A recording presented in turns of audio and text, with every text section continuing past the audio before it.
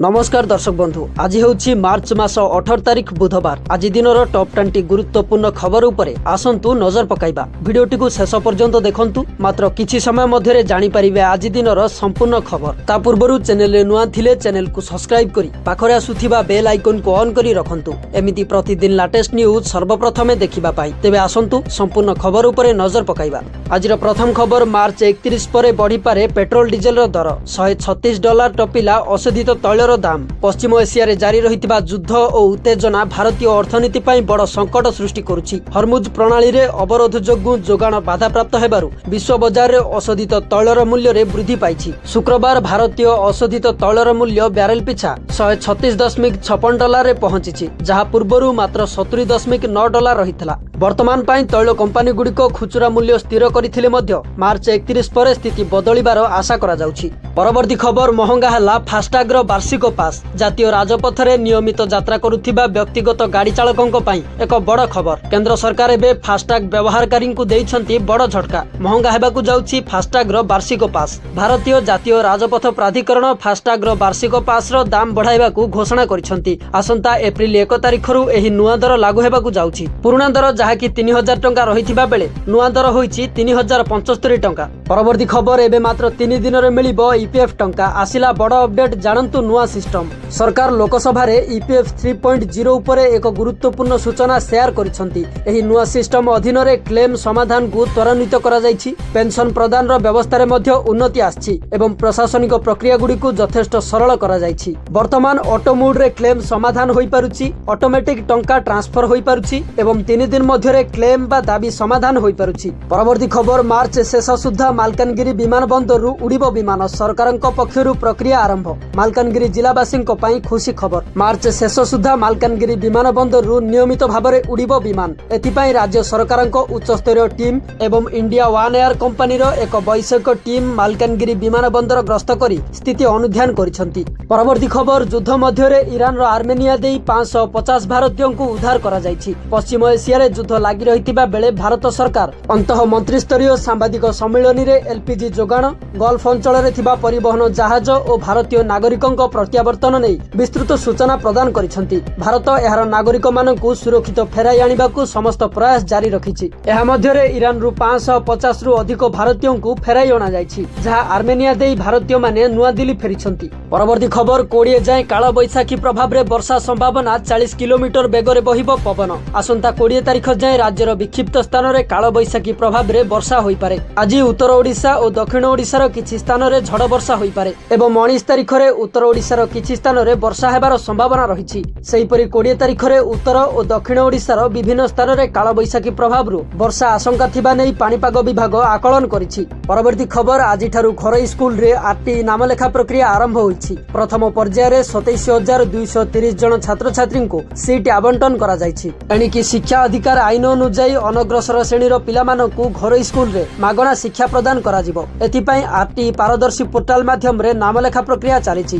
प्रथम पर्याय रे नामलेखा पाई 27370 जन छात्र छात्री को चयन करा जाइछि। सूचना योग्य जे 4438 टी घरोई स्कूल रे 45355 टी सीट पाई आर्थिक अनग्रसर श्रेणी रो पिला माने नाम लेखाइबे। परवर्ती खबर एलपीजी संकट भितरे आसिला खुशी खबर। शिवालिक परे हारमुज देई भारत रे पहुंचिला नंदा देवी गैस टैंकर। आउ रहिबनी टेंशन, अभाव हेबनी गैस। पछकु पछ गैस बोझेई जहाज भारत आसी पहुंचिछि। शिवालिक परे एबे हारमुज देई गुजरात रे पहुंचिछि भारतीय जहाज नंदा देवी। द्वितीय जहाज भाबरे साथी 47,000 मेट्रिक टन रो एलपीजी गैस नै भारत रे पहुंचिछि नंदा देवी। सेपटे एलपीजी यूजर को नै स्पष्टीकरण रखिछंती केंद्र सरकार। एणिकी समस्तंकु करिबाकू पड़िबनी ईकेवाईसी। एलपीजी ग्राहकंक पई बायोमेट्रिक आधार प्रमाणीकरण बा ईकेवाईसी स्पष्टीकरण रखिछंती केंद्र पेट्रोलियम मंत्रालय। केवल अनधिकृत एलपीजी व्यवहारकारींक पई ईकेवाईसी रो व्यवस्था रहिछि। समस्त एलपीजी उपभोक्तांक पई ईकेवाईसी करिबा दरकार नाही बोली केंद्र पेट्रोलियम मंत्रालय सूचना दैछि। जो एलपीजी उपभोक्ता ईकेवाईसी करि नाहंती सेमाने ही केवल ईकेवाईसी करिवे। जदि प्रधानमंत्री उज्ज्वला योजना उपभोक्ता नुहंती पूर्वरु ईकेवाईसी करिसंती तेबे आउ करिबा दरकार नाही। परवर्ती खबर सरकारक बड़ निष्पत्ति। सप्ताह रे केवल 4 दिन खोला रहिबो ऑफिस एवं स्कूल। मध्यप्राच्य रे बढ़ुथिबा युद्ध उत्तेजना एवं तेल संकट दक्षिण एशिया देश ଦେଶଗୁଡ଼ିକୁ ପଙ୍ଗୁ କରିଦେଇଛି। ପାକିସ୍ତାନ ପରେ ଶ୍ରୀଲଙ୍କା ଏବେ ଗୁରୁତର ଇନ୍ଧନ ଅଭାବରେ ସମ୍ମୁଖୀନ ହୋଇଛି। ଏହା ଭିତରେ ସୋମବାର ମାର୍ଚ୍ଚ 16 ତାରିଖରେ ଶ୍ରୀଲଙ୍କା ସରକାର ଆନୁଷ୍ଠାନିକ ଭାବରେ ଦେଶରେ 4 ଦିନିଆ କାର୍ଯ୍ୟ ସପ୍ତାହ କାର୍ଯ୍ୟକାରୀ କରିବାକୁ ଘୋଷଣା କରିଛନ୍ତି। ସରକାରୀ ପ୍ରତିଷ୍ଠାନ, ସ୍କୁଲ ଏବଂ ବିଶ୍ୱବିଦ୍ୟାଳୟଗୁଡ଼ିକ ଏବେ ସପ୍ତାହରେ କେବଳ 4 ଦିନ କାର୍ଯ୍ୟକାରୀ କରିବେ। ଇନ୍ଧନ ସଂରକ୍ଷଣ କରିବା ପାଇଁ ସରକାରୀ କାର୍ଯ୍ୟାଳୟ ଏବଂ ଶିକ୍ଷାନୁଷ୍ଠାନଗୁଡ଼ିକ ପ୍ରତି ବୁଧବାର ସମ୍ପୂର୍ଣ୍ଣ ବନ୍ଦ ରହିବ। ପରବର୍ତ୍ତୀ ଖବର, ଗ୍ରୀଷ୍ମ ପ୍ରବାହକୁ ଦୃଷ୍ଟିରେ ରଖି ନନ୍ଦନକାନନରେ ଆଗୁଆ ପଦକ୍ଷେପ। ଏଣିକି ଲଗାଯିବ କୁଲର ଓ ଫ୍ୟାନ୍। ଆଗକୁ ମାଡ଼ି ଆସୁଛି ଭୀଷଣ ଗ୍ରୀଷ୍ମ ପ୍ରବାହ। ହିଟ୍ ୱେଭ୍କୁ ନେଇ ପ୍ରସ୍ତୁତ ହେଉଛି ନନ୍ଦନକାନନ। ଅସହ୍ୟ ଗରମ ଅନୁଭୂତ ହେଲାଣି। ଏନେଇ ନନ୍ଦନକାନନ ପ୍ରାଣୀ ଉଦ୍ୟାନରେ ଥିବା ପଶୁପକ୍ଷୀଙ୍କ ସୁରକ୍ଷାକୁ ଦୃଷ୍ଟିରେ ରଖି ନନ୍ଦନକାନନ କର୍ତ୍ତୃପକ୍ଷ ଧ୍ୟାନ ଦେଇଛନ୍ତି। ପ୍ରାଣୀ ଉଦ୍ୟାନରେ ଥିବା 328ଟି ଖୁଆଡ଼କୁ ଥଣ୍ଡା ରଖାଯିବାର ପ୍ରସ୍ତୁତି ଆରମ୍ଭ କରିଦେଇଛନ୍ତି ନନ୍ଦନକାନନ କର୍ତ୍ତୃପକ୍ଷ। ପ୍ରତି ଖୁଆଡ଼ ଉପରେ ବାଉଁଶ ତାଟି ଓ ନଡ଼ା ଛପର କରାଯାଇଛି। ଗରମ ଅଧିକ ହେଲେ ଖୁଆଡ଼ରେ ବରଫ ରଖାଯିବ। ଅଧିକାଂଶ ତୃଣଭୋଜୀ ଜୀବଜନ୍ତୁଙ୍କୁ କାକୁଡ଼ି, ତରଭୁଜ ଓ ଥଣ୍ଡା ପାନୀୟ ଦିଆଯିବ।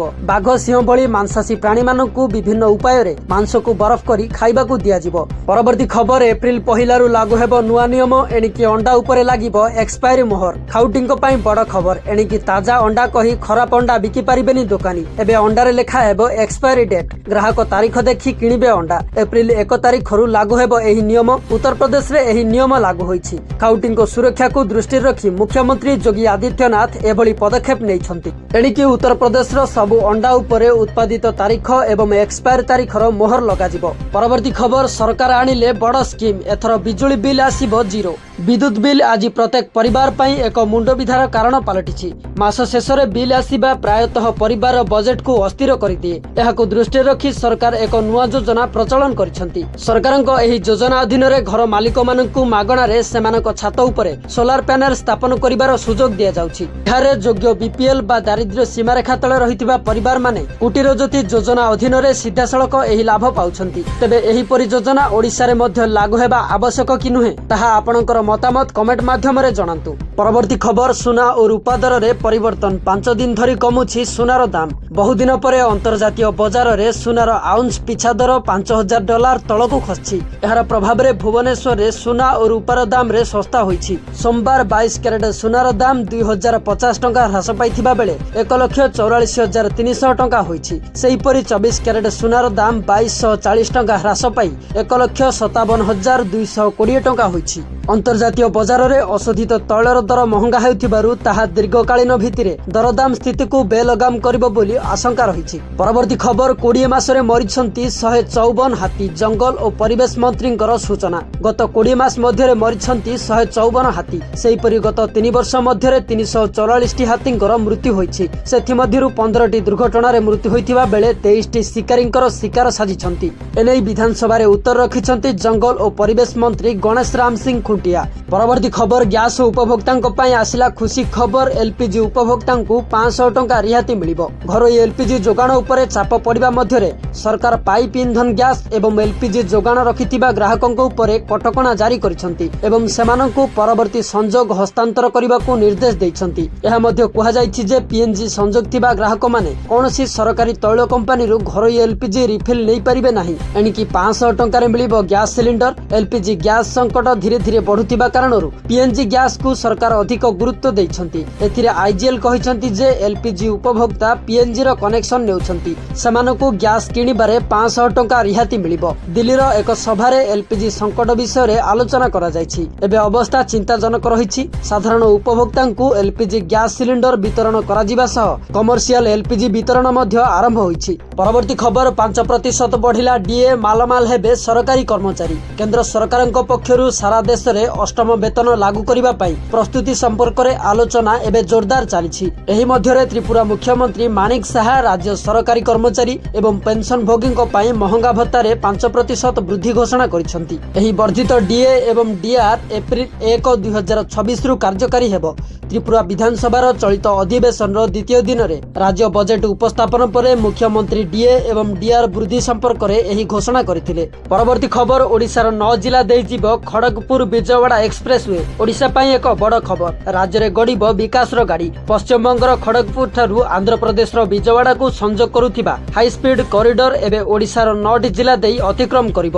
ଏହି 6 लेन विशिष्ट हाई स्पीड कॉरिडोर पर पूर्त विभाग मुख्य शासन सचिव संजय कुमार सिंह अध्यक्षतार लोकसभा भवन ठारे एक उच्चस्तरीय बैठक अनुष्ठित होईछि। एही प्रकल्प ओडिशार मयूरभंज, केन्दुझर, ढेंकानाल, कटक, नयागढ़, गंजाम, गजपति, रायगड़ा एवं कोरापुट जिला दे जीव। मोट 1102 किलोमीटर विशिष्ट एही एक्सप्रेसवे 522 किलोमीटर केवल ओडिशारे निर्माण हेबो। परवर्ती खबर बड़ आकलन आगामी दिन में बढ़ीजीव क्षीरर मूल्य। अमेरिका, ईरान और इजराइल मध्य लगी रही उत्तेजना जो भारत में एलपीजी मूल्य वृद्धि पाइबार लगी। यह साधारण लोकों ठारू आरंभ कर रेस्टोरेंट, होटेल एवं वर्तमान दुग्ध शिल्प पर्यंत समस्त को सीधासलख प्रभावित करुछि। दुग्ध क्षेत्र में दुग्धर फास्टुराइजेशन गैस आवश्यकता रही है। फलस्वरूप छोट एवं मध्यम आकार प्लांट गुड़िक अधिक असुविधार सम्मुखीन होउछन्ति। दुग्धर प्रक्रियाकरण, पैकेजिंग एवं जोगाण में बाधा सृष्टि हेबार आशंका बढ़ुछि। दुग्ध मालिक माने प्राथमिकता भित्तिरे कमर्शियल एलपीजी जोगाण को वृद्धि करबा पई दाबी करुछन्ति। सेमाने कहिछन्ति जे जदि 10 दिन मध्यरे परिस्थिति उन्नति न हुए